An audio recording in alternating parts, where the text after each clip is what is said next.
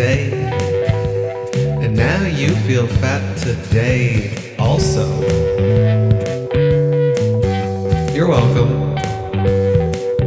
And now there's a podcast. We're rolling. Yeah. Micah Walsh, how we doing? I'm good. Thank you for having me. Yeah, I'm excited to have you on. Joe did your podcast, and I was like, I want to talk to Micah. Yeah, I'm happy. I'm happy to be here. Love it. Yeah, Love it. I had your lesser half on my own podcast. Yes. Yes. And I really enjoyed talking with him. So He's something. shout out to Joe Gorman. Yeah, friend of the pod. Yeah. Friend of the pod. Hold on. Friends with benefit of the pod. Yeah, friends with benefit of the pod. Some might even say it. Life partner of the pod. There we go. I'm sorry, I'm sweating awfully right Yeah, now. there's definitely some shininess coming off my face. I was sedentary all day today, and then in the last hour, I just did a lot of like walking up and down the stairs, and I'm like, oh, it's a hot one today. Oh yeah. I didn't really notice it when I was just sitting all day. Do you have a job where you sit all day? No, I have the opposite. I only walk. Really? I walk like 18,000 steps a day. No way. I truly do. How does that make you feel? Actually kind of not related to the topics of this podcast. It's cool because that's literally the only exercise I ever do. No, that's great. My diet hasn't really, I eat garbage all the time, but I truly walk probably like 8 miles a day. Yeah, balance. Yeah, I'm a tour guide. Oh, no so way. I walk around. Do you have an area of the city that's a specialty? Rockefeller Center is where I work. So it's like, Yeah. And I do not work for NBC, as a lot of people on my guests are like, so we're not going to meet Jimmy Fallon? I'm like, no. Oh, really? We are in the same building for sure. We are adjacent to fame, but it's like Art Deco, architecture, history type stuff. Here's where the Christmas tree goes, ice skating rink. And people think just 30 Rock. Right, yes. Yeah. So I make it pretty clear at the very beginning, so there's no disappointment at the end. But people are like truly like, I've seen Jimmy Fallon twice in the last 3 years. Yeah. Shout out to Jimmy. Come on my podcast. I bet he's probably got some grief. Oh, yeah, for sure. He's got grief. I'm sure he has anxieties he can talk about. Oh, yeah. Well, let's talk about your podcast. So you have a podcast called I'll Grieve With You. I'll grieve you with this. I'll grieve you with this. It's a little bit of a play on words. Yes. Instead of I'll leave you with this, I'll grieve you with this. Right. How long have you been doing it? 3 years and some change. Okay. I've done 68 episodes. Well, nice. I'm pretty happy about it. Yeah. The genesis was my dad died right before the pandemic. Oof. So when everybody else was going through a global thing, I was like, I have a singular grief, actually. Yeah. And yeah, when I first came up with the idea, I was like, this is such a unique perspective. I bet nobody's done this. And I came up with all these like pun names. It was going to be called Good Grief. There's at least 4 other podcasts called Good Grief. And then I was like, wait, this isn't even the only comedy podcast. But a lot of them haven't stuck it out as long as I have. Rest in peace to their efforts. Speaking of grief. But yeah, it's probably my biggest creative output at this point. Mm-hmm. My big get was I interviewed George Carlin's daughter about a year and a half ago, and he's one of my favorite comedians. Yes. Same name. Fellow Kelly. Yeah. We're good. We're good. But yeah, that's been good, and that's, I had aforementioned Joe Gorman on talking about his huge stepfather. Huge get. Yeah. Almost equal to the Kelly Carlin poll. Yes, Joe came on and talked about losing Steve, beloved father Steve. Yeah, and you were mentioned for your emotional support and other reasons. Mm-hmm. But yeah, so basically I asked people, like, tell me about the person you lost. Tell me about their sense of humor. Do you remember the first thing that made you laugh at the funeral? Or, because people are always saying stupid shit. Yeah. And then, sort of, mostly it's a launch pad for my own DIY therapy. It's like, why don't you come on? I'll ask you about your stuff, and then I'll trauma dump a little in the form of like punchlines. Right. But it is, it's what I do. Do you have any grief that? Let me back up. Now that I do this podcast, people will sometimes come to me and they're like, "Hey, I want to promote something, and also I have like a dead grandma." And I'm like, "Oh, if you're digging into the recesses of your grief pool for an." Also, I'm like, I'm not reaching that many people. So if you got a project to plug and you're trying to shoehorn some grief into it, it's not going to change. But it does feel like a pod. The concept of the show is one where you're like, it should be I'm ready to share my story, not like I'm Right. doing a media blitz. I'm not going to mention them, but someone messaged me and they're like, my cat is dead. And no offense to the cat who is in here, and I'm not underplaying anybody's loss of pet. I know it's huge. But I was going to ask, do you have different magnitudes of grief on the show? Like if, my beloved were to pass. Of course. I feel like that would truly be something where it's like I could share You know what? deeply. Maybe it was a combination of the person asked because it was their cat, and I didn't think that the person was going to be a great guest. There's always that too. True. If your beloved died, I might have you on. I'm certainly not discounting that. And other people come to me with different types of grief, and I will sort of politely say I'm not there yet. Okay. I did have, this was a sort of unique, I had Liz Glazer on, very funny comedian, and she told me about her wife's stillbirth and the preparation for having a kid and then, not having it. And then they did end up conceiving and having another child later on. But that was a little atypical. I had Davidson Boswell on, and his brother is not dead, but he is, for lack of a better word, extremely schizophrenic and no longer in the same reality of him. Yeah. So yeah, I'm opening up the door for different types of grief, and I'm not gonna say no pet grief as a rule. It's not real. But it's more like, and I mean, there's all sorts of loss. Of course. I mean, when you go back to the impetus of the podcast, losing someone like a father, I'm sure you had to be pretty far removed from that kind of instance to say that like someone losing a dog is at all comparable. Right. And that's not to say, maybe even a divorce. Who knows? Maybe I will open it up later on, but yeah. For now, it's mostly death, and then I guess maybe death of a loss of ideals or something, loss of a person. But it's mostly, and it's fun. Well, if you have any, it's funny because it's hard for me to book because it requires me to speculate about. Yes. Like if I hear a comedian say something about my dead so and so, I'm like, oh. Yeah. When enough time has passed, I will ask them. But also, I can't just be like, hey, post to my story. Anybody want to come onto this shit? Because then I get people. Can never make those posts. You can never make those posts. I've learned the hard way. And it's actually worked out for me the times that I have posted like, does anyone want to do the pod? Like I haven't had to have anybody on where I was like, good grief. But I definitely, Grief I know, reference. good Sorry, grief. I couldn't pass my radar. I said I have a heightened sense of. I'm like, did you say grief? Yeah. And it was just one of those things. But you can't really do those call to action posts like that. Let me ask you the question then. Do you have people that are like, hey, I love what you're doing, or I have, perhaps a relationship with eating disorders or something of that nature? Do people reach out to you? People do reach out to me, and I'm always so excited because it's like it lets me know that this is a topic that resonates with people. Now I'm constantly questioning if I'm using that term, that word correctly. I think you did it correctly. Right, I think I did it correctly. But yeah, so people do reach out saying like, I would love to talk about like my trials and tribulations with food. And my podcast is centered around like diet culture, people's relationships with food and various insecurities. But I've had people on that like, we don't even talk about food. Like, sure. Mike Bermonti came on and talked all about his obsessive compulsive disorder and like, people have health anxieties and I've got a lot of eczema that we can get into later. Oh, I periodically just have rashes probably every 18 months. Guttate psoriasis. Oh, nice. Where I get little red patchy dots from the top of my head to the bottoms of my feet. Why so psoriasis? Sorry, I wrote that a while ago when I saw the Batman movie, and I was like, someday there'll be a time for me to organically interrupt someone on a podcast to shoehorn a pun that doesn't even really work. Okay, so yeah. My dermatologist, I've been seeing him for 10 years now, guys. I moved to New York 10 years ago, and I had such an affliction on my foot. I moved into my apartment, and I was like, I need to find a dermatologist. I feel like going to the doctors is the last thing people do when they move to New York. It was, if I had not gone, I would just still probably be leaking pus on my foot. Oh, awful. It was just, God, white people problems. Right, yeah. Those other people just have it so good.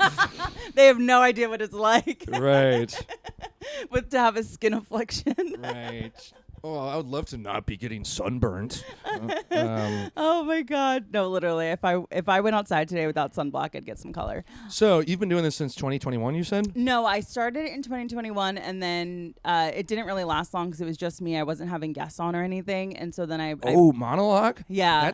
It was hard. Yeah, I'm interested in that because that's real like Rush Limbaugh type shit. Yeah, literally. Which I assume very ultra conservative before you started having guests. It's actually very funny that you would bring up Rush Limbaugh because I did draw inspiration from him because I spent my summers with my grandfather was a private investigator, and we would spend our summers sitting like in his car, in cars with him, sitting in cars while he drove around serving process, and he had Rush Limbaugh on all fucking day. That's crazy. So literally, like I actually was trying to work on a joke where I was like trying to say that my therapist tells me to go to sleep listening to like positive affirmations.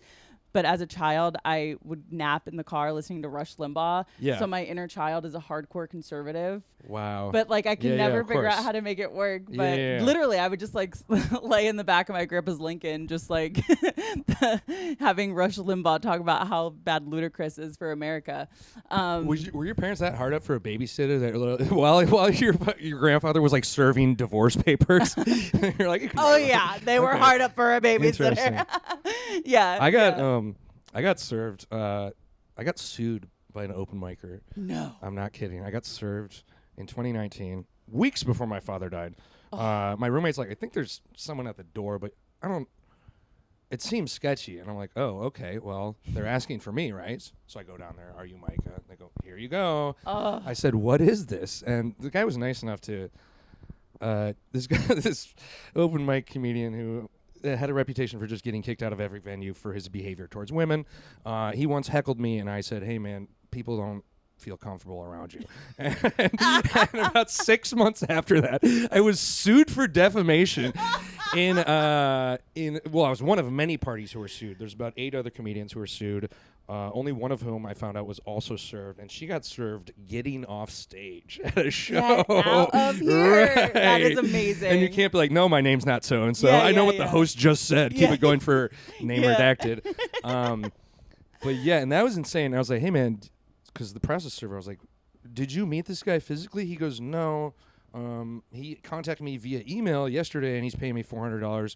And he's like, he's looking at the dates when it was filed, and like, looks like this guy. It's right about It's about to expire the moment in which this clause that he basically that's why the urgency of this. Yes. I'm like, you're kidding me. This guy found you online, paid you $400, and I was like, how long have you been here? He's like, I've been waiting for about 8 hours. And I'm like, I was like, what would you do if you not served me? He's like, well, I do due diligence. I'd probably go to your job. Yeah. Da-da-da-da-da. And then I actually had to fucking find a fellow comedian. Maybe I shouldn't bleep him out because I'll he was take him out. nice enough to draft up the legal work for me to file a motion to dismiss. And he's like, but this is not mine. My name is not attached to this. Yeah. And I was like, thank you. And I had to get it fucking notarized and sent to the mail. Oh my God. And then, Well, now you can do ChatGPT for that. yeah. Anyway, sorry. I haven't thought about the last and only time I've been sued before. Literally. But that's so cool that you wrote your grandpa. Oh yeah, we would ride around and watch, basically serving divorce papers, Sure. bankruptcy stuff, and wait. So You started this in 2021. I started in 2021. Took a long break, and I was just like, I don't know about this, and then it came back in 2023. So May of 2023 is when, and I've been doing it consistently ever since. What episode is this? This is going to be 97. Oh, yeah. Yeah. You got someone super special for episode 100? I might just do a solo up. Oh, I yeah. might Rush do a Limbaugh style. solo- Go back to your roots. Because I do have solo episodes. I forgot to Sure. mention. Yeah, Because, yeah. it's like, having a podcast centered around having guests, it is very hard. Being like, how to produce this shit. Sure. Yeah. It's just like, damn, you want to get an episode out every week. Do you try to do yours weekly? Well, that's the thing is mine really relies on grief and that's a steady hard. supply of people who I think are funny as well. Yeah. Not to, so I would say this year's my most prolific year, and I've done maybe 25 episodes since January. That's still a great number. And out of like 68, that means the first 2.5 years. Yeah. I've really kicked up my production numbers. Give me 1 second. Finnegan, get away from the litter box. Sorry. Quite literally. Little shit. He's just eating cat poop. Yeah. Get away from there. Yeah, but that's cool. You I would like to release on a more consistent basis. I probably do 2 or 3 a month now. That's still really good. Like yeah. I've actually fallen into a habit just because like life gets away from you. It's that I feel like I have enough of a bank where I can do replay episodes. Oh, where nice. I take ones from the past and it's like, this was my favorite from this time. Like that's not a bad idea at all. Yeah, because it helps you stay consistent with coming out every week. Sure. But also interesting because I also I don't really revisit my old episodes, but some of them I like a little better than other ones. Yeah. Some of them I'm like, wow, I was such a bad producer. I was not even listening to what people are asking me. I'm so in like, is it recording mode that I'm like missing people's jokes. Yeah. That type of shit. But that said, yeah, I do kind of want to revisit it. And thankfully I haven't had to do Mark Maron style, hey, so-and-so died, I'm going to repost that interview, but one of these days. Yeah, right? Oh my gosh, bound to happen. It would be particularly fitting for my thing. Yes. But that's cool, yeah. I have considered maybe doing a solo episode, but it would really have to be pretty blocked out and exploratory. And also, the benefit of doing it with someone is I don't understand how people Howard Stern or radio DJs, you're just broadcasting and you have no idea. You're broadcasting into a closet. Yeah. And people are sitting in their cars probably chuckling, but I kind of need at least to have some sort of acknowledgement for. Yeah. So maybe I'll do a solo episode. Just we'll see. record in front of a mirror. Right. But yeah, no, I mean, I truly do respect people who can do an hour. I mean, at least for mine, there's so much I can talk about. I mean, what new celebrity is on Ozempic? Sure. What new influencer has decided to lose 200 pounds? There's so much that I can go off of. How do we feel about John Goodman right now? Because he's such a great actor. Yes, love. He seems like a genuinely good person. Yes. I don't know how I feel about him being skinnier than me. Okay, here's the thing. So how old is John Goodman, do you think? I'd say 57. Yeah, I feel like he Maybe has to be older. a little older. Yeah, He has you're to right. be You're older. right. I'd say 63. Okay. I might even go a little bit older than Okay. 63, but Jamie, could you pull that up? yeah, literally. This is the thing. Sometimes I'm like, damn, it would be awesome to have a producer, but whatever. Right. I can't. Whatever. Okay. Here's the thing. Something that I've noticed with old guys that were fat when they were in their 30s through their 40s through their 50s. They get skinny when they get to like 65 plus. Sure. When they get to retirement age, all of a sudden they get skinny. And I know that because the same thing happened to my dad. Oh, okay. Yeah. How did he do it? Having an accident at work. Oh, I would have been on your podcast about losing my dad. But he survived. Oh, well, my condolences. You could have been a guest on a show that reaches hundreds of listeners quarterly. No, we're doing a little better than that, but not much. Okay, so what happened to him? So my dad worked for the Department of Transportation. He got a payout. Sorry. No, he didn't. But he did get to retire. Okay. So that was good. But he would mow the median in between highways. And he was mowing, and a car lost control and hit him head on when he was on the riding mower. Oh, God. So thankfully he was in a newer mower because the old mower just would have crushed him. Sure. Because it would have just collapsed like a soda can. And so he that happened. He got hit by a car while he was on the mower, and he was in the hospital, and really luckily broken ribs, some really bad PTSD, but he's chilling now. Him and my mom go camping. When was that? That was in September of 2020. Oh, so pretty recently. Yeah, in the last 5 years. Yeah. And that sucks because he had to be in the hospital during COVID? Yeah, and my mom was a nurse. Oh, okay. Or is a nurse. Sure. So she was just already, Right. I You got an insider. A little bit, yeah. But yeah, so that was crazy. So yeah, and I think also just health stuff, I don't know, there's some I also noticed my parents don't eat. When I go to I don't see my mother parents. doesn't eat anything. Yeah, it's crazy. When I go to see my she just turned parents- 74. Yeah, 74. My mom's 60. She was born in 64, so 60 something. Sure. Yeah. Neither of us are doing that math. Yeah, I'm not doing that. 61. Yeah, she's There going to you be go. 61 in August. Yeah. And so that actually was very easy math. Yeah. Couldn't have been I was easier. There's no way I can figure. Oh wait, yeah, never mind. It's literally carry the zero. Literally. And I whole didn't even zeros. carry the zero. That's not how I. Yeah. What do you think? In my head, I'm crossing out a number on a piece of paper and writing another number above it. No, I'm actually kind of an idiot savant like that. I can do very basic math within 4 to 5 seconds. There you go, So man. your mother's turning 61. Yeah, so that would mean my dad is 63. So same age as John Goodman. There you go. for those of you that use John Goodman as a point of reference for aging. I go whenever I go to visit them, they don't eat, and Yeah. then when they do, it's at 4:00 in the afternoon. Right. It drives me nuts. But Yeah, yeah, my you mother said your will mom always doesn't be eat? like, "Finish this sandwich for me," and I was like, "It is a half sandwich." My mom's You're- Chipotle lasts her 3 meals. That's wild. Legitimately. That is insane. The food, the fridge never not has leftovers in it. That's crazy. Yeah. So yeah, I think Um, when you get older, you just eat less. You know who else is Al Sharpton? Yes. Who I have met several times, and I wasn't afraid to ask for a selfie. Yeah. And he's very thin. Yeah. I and think he had weight loss surgery. he had to have. He had to There's have. no way, because it was like overnight too. Yeah.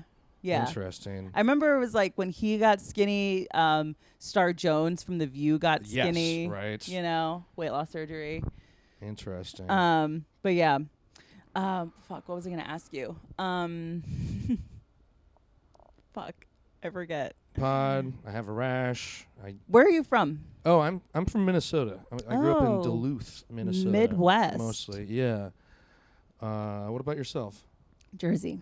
Oh, Yeah. right over the river. Yeah, right over the river. Yeah, I grew up in Duluth, and I started stand-up in Minneapolis, and I moved here, and now I live in Ridgewood, New York, which everyone has discovered is the coolest place in the world. They have. And I've been there for 10 fucking years. Stay away. I'm a white person who replaced someone a decade ago. You know what I mean? You're coming for me because you saw the guy from The Bear Likes Rolos. That motherfucker, Jeremy Allen White, I think that's his name, right? Yeah, that is his name. He said his favorite restaurant in Brooklyn, which it isn't even in Brooklyn. Not you even fucker. Brooklyn. It's like 4 blocks away from my house. And now people Yeah. are like waiting in line. Isn't it so weird when you get like an Instagram place on your block? That happened over here too. There's Oh, like yeah, a yeah. matcha place that consistently has a line around the block. Yeah, that makes sense. Although you live in a place that's historically been pretty cool over the last 10 years. Yeah, yeah. And I moved here 10 years ago, and it was already like past its cool point. Right. You know? I used to live I used to work just up the block at a pizzeria that became a Korean corn dog place, Yes. and now it is very much vacant. Oh, back when it was. Yeah. Yeah, so you worked at a pizza shop near here. Yeah. A pizza shop which will not be named, and the quality of which was not commented on. No, but the point is, yes, it is funny when you're like, hey, but I've been here for a while, and then you're like, wait a minute, I'm still just but you're from Jersey, so Yeah. I wonder how people feel about people from New Jersey out. I don't think they like it. I think they're like, stay. They're not like, well, at least they didn't come all the way from Minnesota. Yeah. And I guess, and I don't know, I will say for this building, my landlady lived in the garden floor apartment. She raised her family in this building. So Sure. there was other white people in here when I Right. got here. And to the listener at home, this is not, it's adjacent to some pretty expensive condos, but this is definitely, it's still an old building. Oh, I'm sure yeah. you got in when it was nice and cheap. Oh, yeah. I where I live, I literally put a physical check into a slot that the owner's son, who is very much well into his 60s, he picks up every week. And I'm like, let's never change this. That's literally the exact same setup I There we have. go. Yeah. Every Yeah. month, I'm like, how you doing, dude? Right. Here's my check. Yeah, it's the best. It's the best. Having said that, I do fix anything that goes awry in this apartment. Like, Sure. I know how to, having a handyman dad, I know how to like fix the, intestines under the sink or in the toilet and, all that stuff. So I don't bother him. Right. You don't bother me, I don't bother you. That's what works. Nice. Okay, so if you're comfortable talking about it, I do kind of want to talk a little bit about like the pandemic was such a weird time, Mm-hmm. and for you to have had such a huge loss at that time, like I can't imagine what that isolation was like for you. Sure.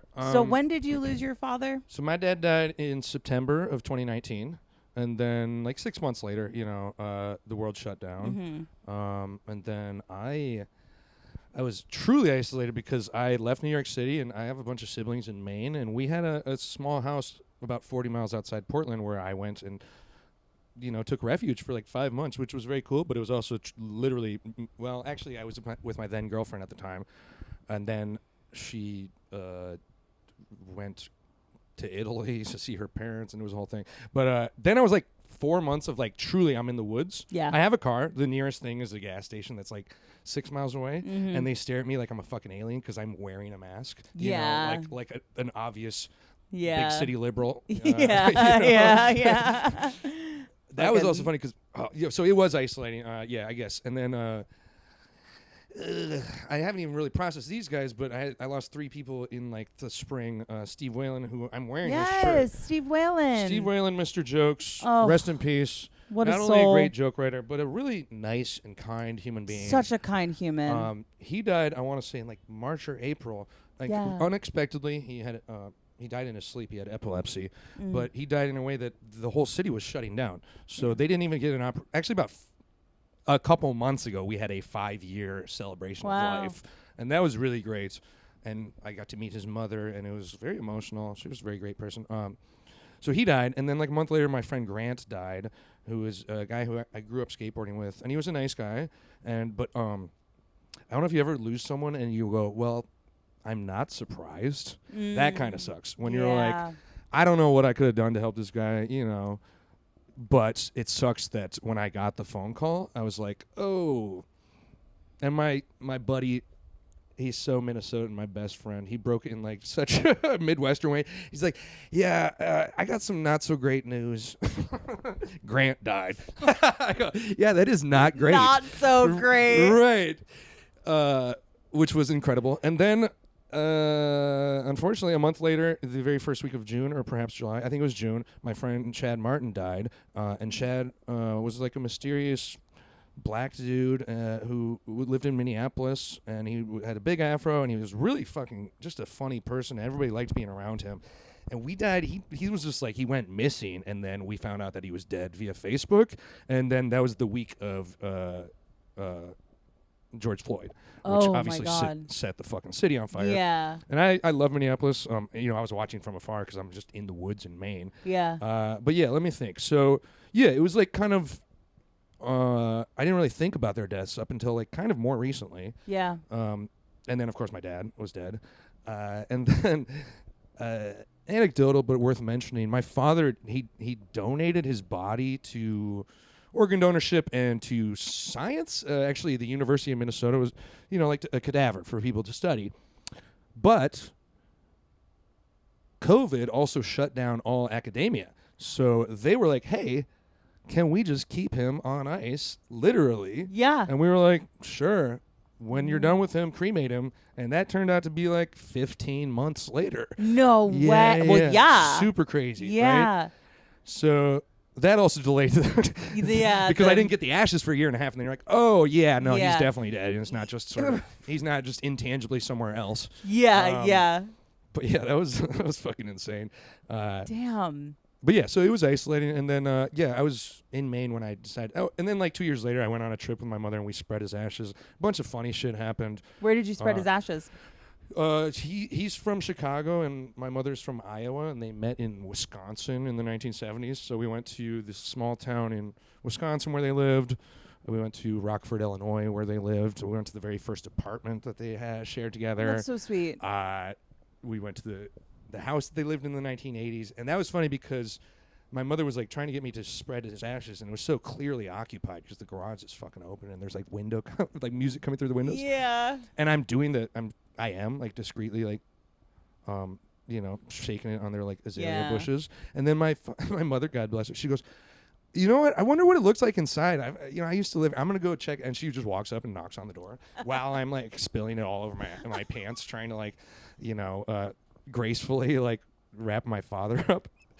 And then she's just like, hello, I'm Gene Walsh. I lived here in the 1980s. Can I come inside? And the woman was like, were they nice? She was like, you're Gene Walsh? I bought this house from you. It was the same people. Oh, that's amazing. And it was very funny, but I'm like, oh yeah. So anyway, after doing all that shit, a couple other funny things happened. I hadn't done stand-up for like a year and a half, and I got back to Maine where I was, and I was like, I should write some jokes and do some local open mics. And I just did exclusively stuff about that and my dad being dead. Yeah. And I was like, oh my God, this is fun. Comedy's fun again. Yeah. And then I moved back to New York, and and really started doing the podcast more, and that's about it. you know. Okay. So, because I was actually going to ask, like, what kind of got you out of that isolation? Because you went to so when you went to that cottage that you were alone in, was that because your dad died or because of the pandemic? No, because of the pandemic. Yeah, I Okay. should clarify. So I was in New York, and I was still working my job. It wasn't. No, that would be crazy if my dad died, and I was like, I need to go to the woods. I'm gonna be like Thoreau. I'm like, I just ghost out of my room. I'm looking for a sublet for ...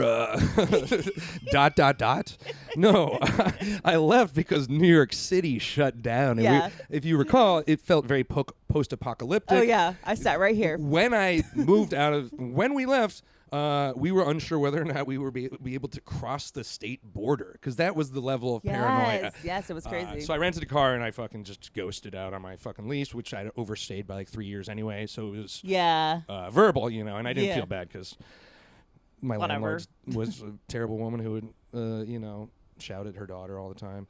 So anyway, yeah. So then but no, I didn't go to the woods purely for grief purposes.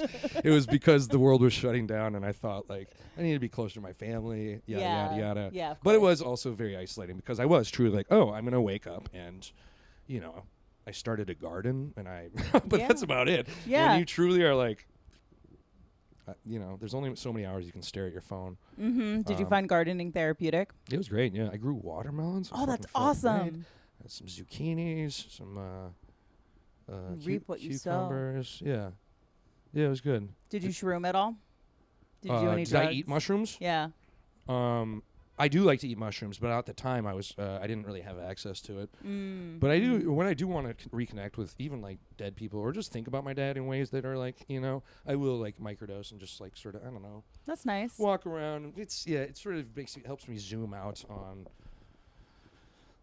my day-to-day anxieties. Yeah. When you're like, Yeah. oh wait, I'm just a fucking dot on a piece of rock and I'm gonna die someday. Yeah. But no, I didn't. Did you shroom out during the pandemic? I didn't shroom out during the pandemic. I mean, I'll take shrooms when opportunity presents itself, but usually like a very low dose. Yeah. Nothing to. Like I saw My Chemical Romance in concert over the weekend, nice. and I thought like, oh, a nice little microdose would be so nice right now. But like, I'm also fine being sober and not having it. So. Sure.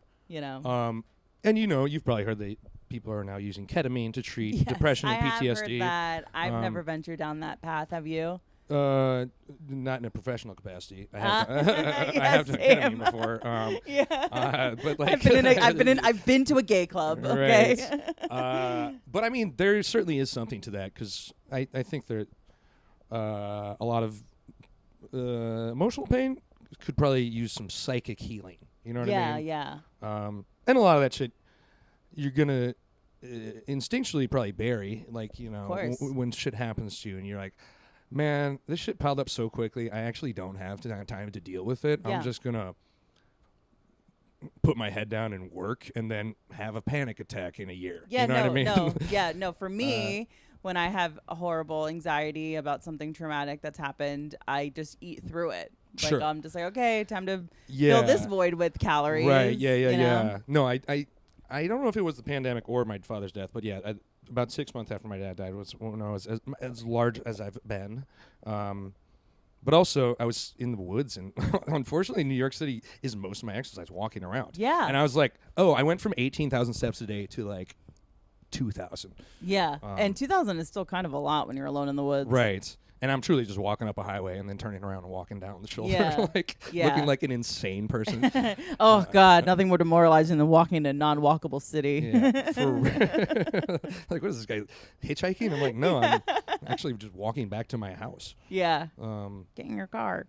Okay. And I will say, I guess, certainly there's a combination between stress and my aforementioned rashes. Yes, You know what I mean? 100%. But I don't know, moving is a stressful thing. I just periodically will get unexplained outbreaks, rashes. Uh-huh.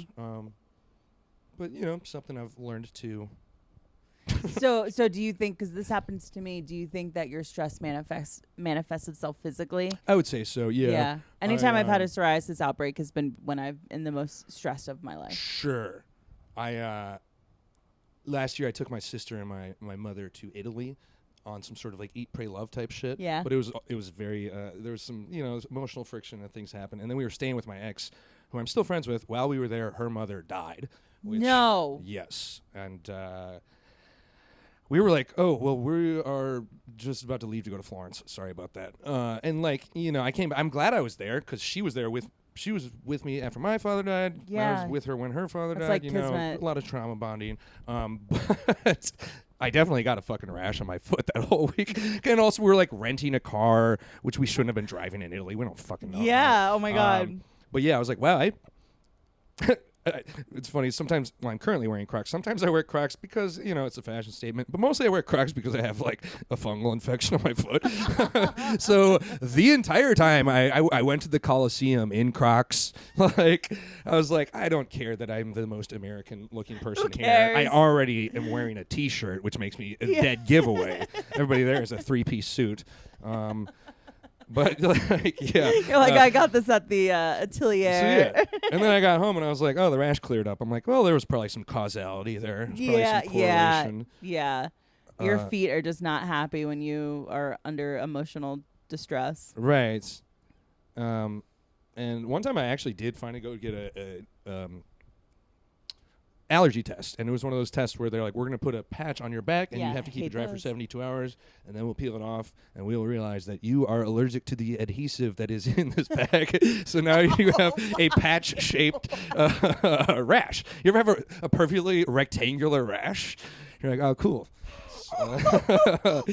And then they're like, hey, you're allergic to this, and there was 4 things I've never heard of, one of which was balsam of Peru, and that's the only one I remember. Balsam of Peru, they're like, can be found in trace amounts in things like tomatoes, chocolate, cleaning products, fresh odorizers, anti-itch creams, lots of different fruits. I'm like, oh, cool. So I just don't know what I'm allergic to. Yeah.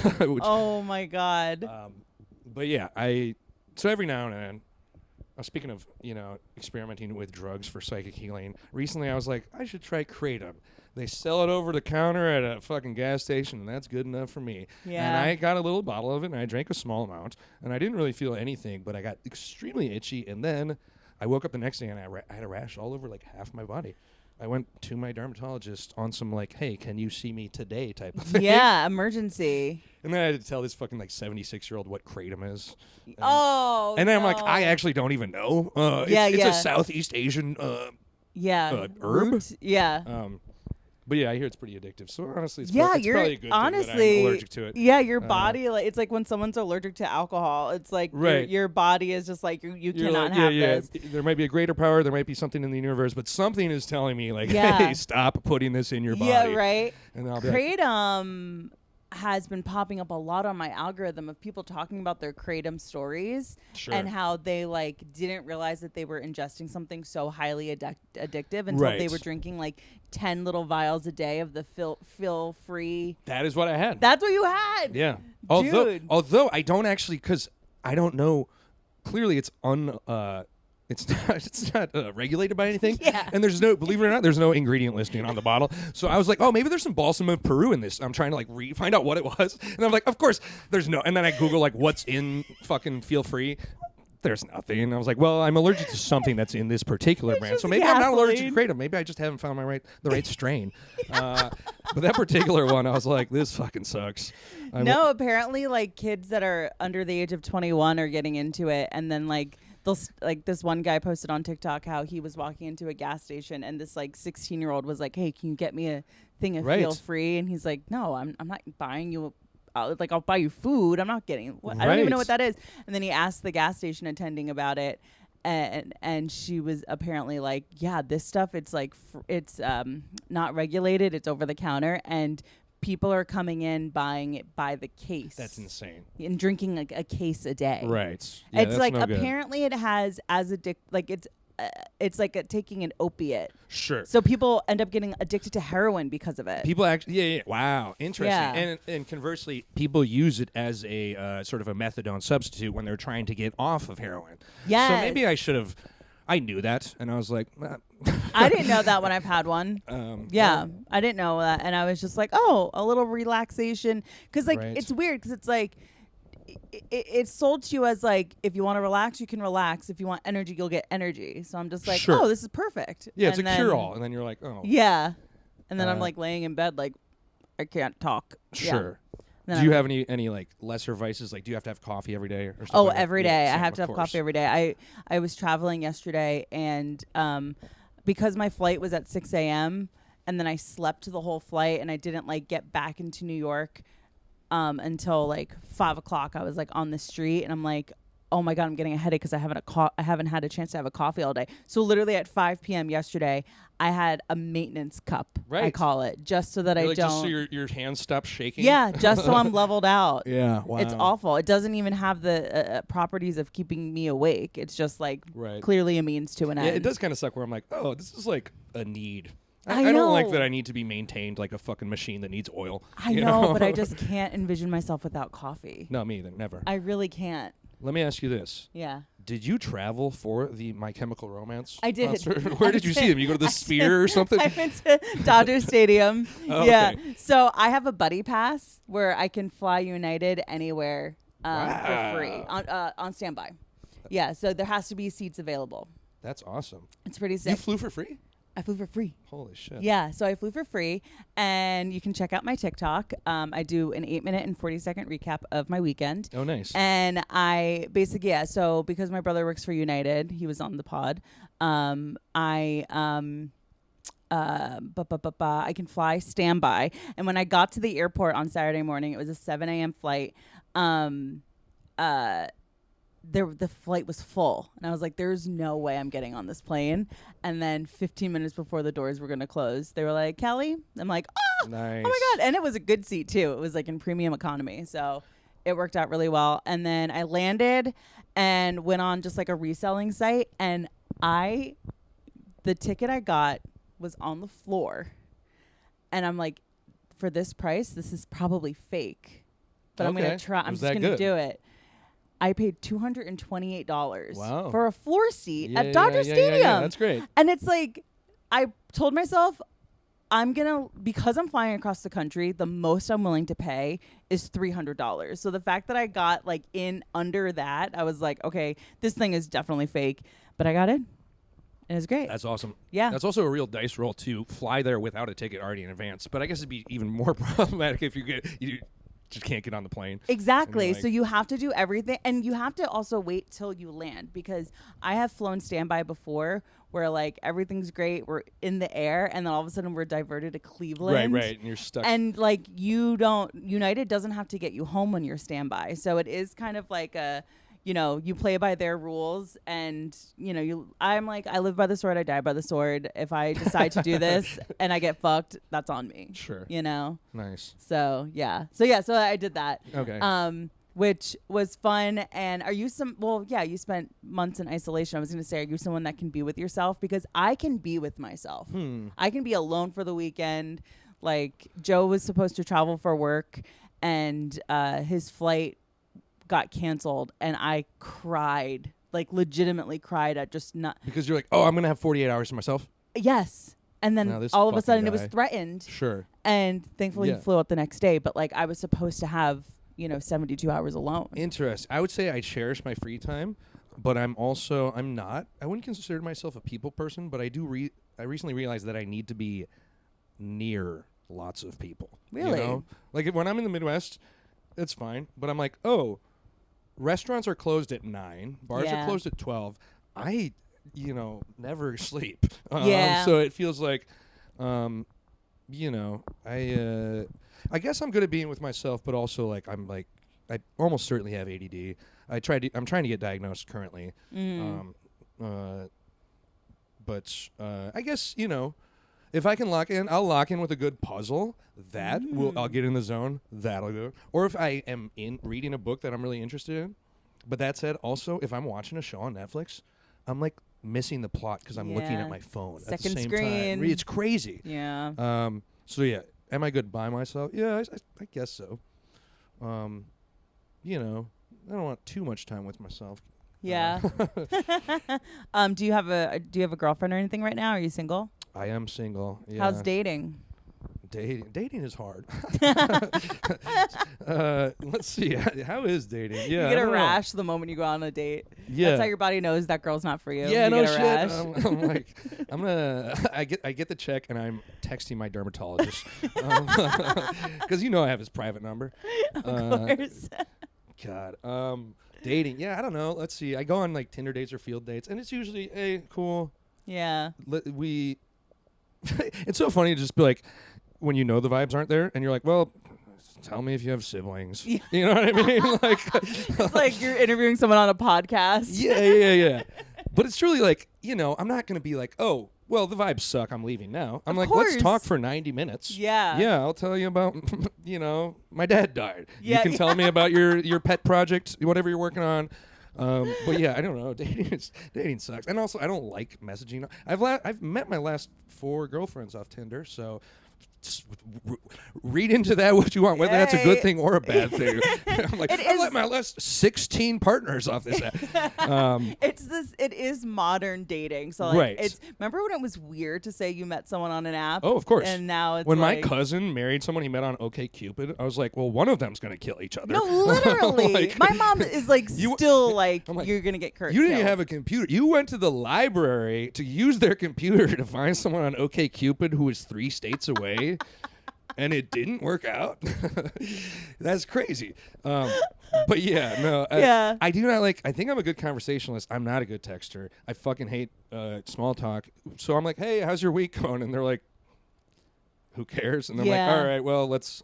Yeah, so that's mostly my experience. You get deep on dates with like are you someone that if you feel backed into a corner on conversation that you're just like, you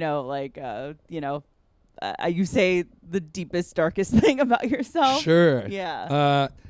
I hate to shoehorn material into this, but this is a joke that I Please. don't do anymore because I never got quite the laugh that I want. But my joke was a fun thing to do on a first date if you aren't a recovering alcoholic is if the date sucks, pretend to relapse. And then you really don't have to worry about any follow-up. Yeah. And then the date has like a good story of like, oh my God, I went out with this guy and he relapsed. Right, yeah.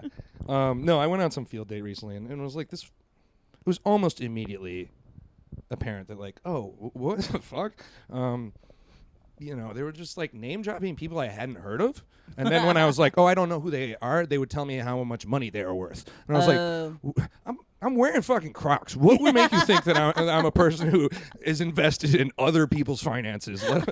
I'm wearing Crocs and I have a toe fungal infection. Yeah. So. And that's what my Tinder bio says. So you should have known this going in. My net worth is negative. Right. Damn. So yeah, I don't know. Occasionally I'll meet people at work or bars or comedians. But, but yeah, I'm not averse to it. I'm not like one of those Bushwick dudes who wants to be 47 with 3 primary partners and 1 secondary partner.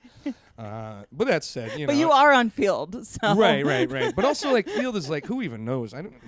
Almost all these apps that are seemingly supposed to be more kinky, it's almost they read like a goddamn LinkedIn profile. So you know what I mean? I feel like the moment Field went from Thrinder to Field, it Thrinder. immediately I haven't even heard of Thrinder. It But used to believe it be or not, Thrinder. I figured out what it means just by the powers of my mathematics. Field was Thrinder, but then Tinder sued them because of the name. Oh, so Field is interesting. Yeah. Well, Field's better anyway. Playing the field. Yeah. Thrinder is so limiting. My God, Field playing the field. Right. Oh my God, I was like Field. How about this one? Tinder is because you make a fire with a match. I thought like fire, spark, like Tinder. That's like wood. yes, Like I know Tinder is wood, but like you make a fire with and then there's a match. It's a whole thing. with a match. That's good. Well, then what's Bumble's excuse? Yeah, what the fuck is Bumble's excuse? I've not gone on many a Bumble date. I feel like all the things that people are like, oh, Tinder used to be the one for you know. Oh yeah, they And then always it's this starts. one. And then I'm like, people are like, oh, you got to go on to Hinge. And I'm like, everybody here's just a sad person trying to be a little less alone. Yeah, that's really what it is. But that's yeah, really I mean, what it is. the cool thing about living in New York is like, well, in Duluth, I'm like, you know, I see the same fucking people all the goddamn time, which is fine. Shout out to people in Duluth. Yeah, I love love you that. all. But also, I just like the possibility that I might meet someone new. New York provides a bit of anonymity, even Right, when you yeah, are with people. Which I take a lot of comfort in. Same. Yeah. Yeah, for sure. Okay, we're going to be wrapping up soon. Oh, yeah. But I did want to, I remember you constantly in a sling at the Creek in the Cave. Oh, yeah. I'm like Mr. Broken Arm. Yeah, so tell me about your arm. God damn it, Oh, my God. Bugs. This actually, I'll try to give you the Cliff Notes. What's up, little one? You good? Yeah, he's good. He's good. He just stepped directly on the recorder. Man. So I moved away from New York, right? And then I moved back, and there was all these new people, like a newer generation of people, comedians that I hadn't met before. Mm-hmm. And in the span of like fucking 3 years, I broke my arm, and then I broke my wrist, and then I broke my fucking elbow. So literally every 6 months, I'd be showing up, and people would be like, again? And I'd be like, huh. And then I'd like literally revisit jokes that I thought I had retired because I'm like, oh, I actually still have to wipe my ass with my non-dominant hand. That sucks. Yeah. God, so this one I will name names. Actually, maybe I shouldn't. I was on the set of a TV show where they cast me as an extra as a skateboarder, and the casting calls was we need Vietnamese skateboarders, and I guess they couldn't come up with enough Vietnamese because they broadened it to people who look like me, and. You know, I sent them a tape of me doing a kickflip. They're like, great, can you meet us? You know, it was a one-day, non-union. I was going to pay like $300. Pretty good for background work. Yeah. And it was a TV show on CBS that has like 16 seasons, and I've never seen it. And I'm not talking about Law and Order SVU. Believe me, I would be owning that. CSI. It's something very similar to CSI. but in any case, I go there and then I meet at the skate park in Chinatown at 5 a.m, and we're gonna do some tricks. And I immediately break my wrist in front of.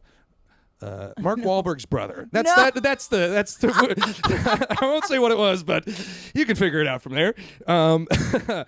The silver lining is I didn't have health insurance, and this is a television production. So they rushed me to, and this was in like FIDI, so they rushed me to like a good hospital. Yeah. And I ended up needing several surgeries and 8 months of fucking physical therapy, and I oh my God, that gotta happen on a set. It was insane. Yeah, truly. Yeah. And I ultimately found some ambulance chasing lawyer who I never met, but through a series of 5 phone calls in 2 years, they secured me enough money to like pay rent for 6 months. Hell you know yeah. what I mean? And I can. Yeah, which is why I'm not saying what the name of the show. Yeah, of course. The set producer got a knock on the door from a process server, right? just Exactly. like you did. Yeah. Hey, here you go. They go, yeah, we'll pay you literally 1 hour of this Wahlberg's like day. I'm like, oh my gosh, I've never seen this much money in my life. You're like, this is a life-changing amount of money. If only I could break my arm. And then I did break my arm again a year later, not on a fucking well, that was my mistake. And it was literally the day before I was supposed to have surgery on this one to remove the pins, and I was like, you know what, I'm probably never going to get to skateboard again. I should go have one last dance. So I went to the skate park by myself while my then girlfriend was taking her out of town friends to Coney Island, and then I broke my fucking wrist at a skate park off of like Broadway Junction, like middle of nowhere. I have it filmed, actually. I'm thinking about posting it. And then put the jackass thing before right, it. Yeah.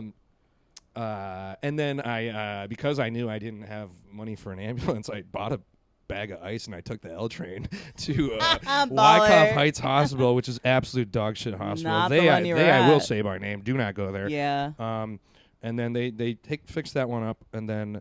And I'll wrap this up because you didn't know how much of a can of worms you opened up by asking about my bodily trauma. And then in October, I not skateboarding. This past October, I was walking home and I tripped on a crack on the sidewalk. It's not even a story, and I broke my elbow. Oh I mean, I broke it. Micah, you need to drink milk. What is I know, wrong? it's fucking insane. It's truly insane. But so that one, I break my elbow, yada yada yada. I go get surgery. They put the pins in there, right? Mm-hmm. And that's fine. 6 weeks out, I'm healing. I go to physical therapy, and I I now in post realize that my surgery scar was not fully healed. Okay. And it was my first therapy session, and they rubbed a bunch of ointment directly into my scar, which was not healed. And then the next day I was like, oh, my arm really hurts. But maybe it's because I'm sore. And then the next day I'm like, oh, my arm looks like Popeye just ate spinach. Like, it's really large. And then I still went to work. And then I was like, you know what? I should probably go to like a city MD. And I walk in there, and the guy was like, oh, you need to go to a hospital. You have MRSA. He literally said that I might lose the joint. And I go, you mean like my arm? And he's like, you should just go to a hospital right now. Oh my God. And he's like, wait, don't leave. You owe us $25. And I go, oh, here you go.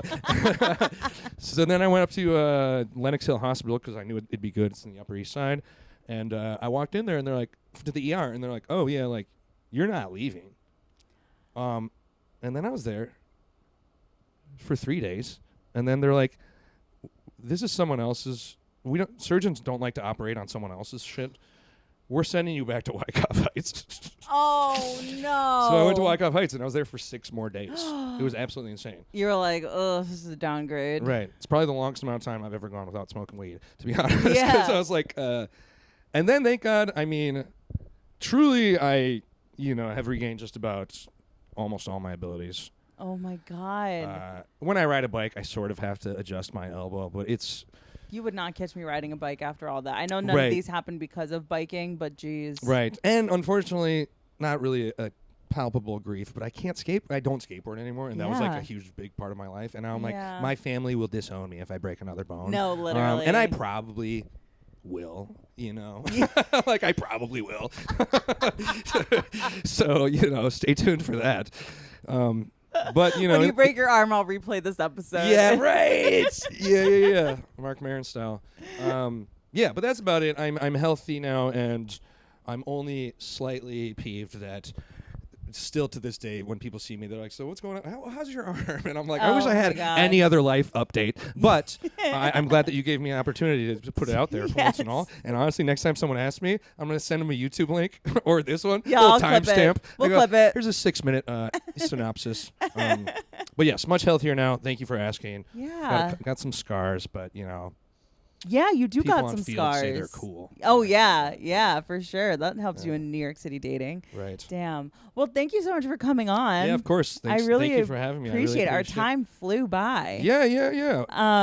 Amazing. So, yeah, where can people find you? I'm sorry, I didn't even get into if I had this huge disorder that I never mentioned. Yeah, I'll right. just shoehorn this into the last 30 seconds. People can find me on Instagram at Micah_Walsh, or it might be hyphen. I'm sorry. It'll be. Check the episode description. Kelly's going to help me out on this one. Self-promo is not my forte. And then also the podcast is called I'll Grieve You With This. It's everywhere. If you really like it and you want to rate it or leave a 5 or 4-star review, you can do that for this podcast as well. In fact, Kelly, if you leave a 5-star review on mine, I'll leave one on yours. Hell yeah, we will. The algorithm needs that. Yes. But yeah, that's about it. Oh, and I have a weekly comedy show at Artichoke Pizza in Bushwick that I run with my friend Elena Bamfield. So if you feel like coming by, it's every Tuesday at 8 o'clock at Artichoke Comedy. Yeah, I'm plugging my bar show. Yeah, you should. But mostly check out my podcast. Yes, check out the pod. Hopefully I never have to do it. Yeah. But if you do, I think you'll be a great guest. Thanks. Hopefully, if you do, it'll be years from now. Yeah. Millenniums. Yeah. Yeah. Okay. That's it. Thank you so much for coming on. Thanks for having me. And until next week, we'll talk to you. Bye. Like and subscribe.